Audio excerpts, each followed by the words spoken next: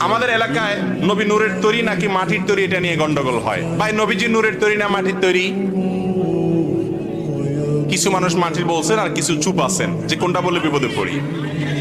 ভাই থামেন। সূরা কাহাফ এর শেষ আয়াত 16 নম্বর পারার একেবারে সূরা কাহাফের লাস্টের আয়াতে আল্লাহ বলছেন, কুল হে রাসূল আপনি বলে দেন।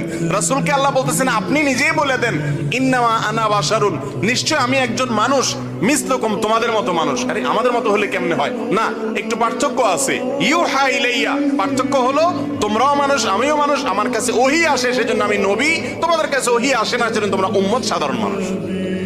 এ হলো পার্থক্য। তাহলে এই আয়াত থেকে বোঝা গেল নবীজি কি ছিলেন? মানুষ ছিলেন। আর মানুষ মাটির তৈরি, সেই হিসেবে ওনাকে মাটির তৈরি বলা হয়। কিন্তু মাটির তৈরি বললে যদি আমাদের কিছু ভাইরা কষ্ট পান, দরকার নাই তো, আপনি বলেন নবীজি মানুষ ছিলেন, বাস। দরকার কি আপনার মাটির তৈরি ওটা আলাদা করে বের করার? হাদিস কোরআনে কোথাও উনি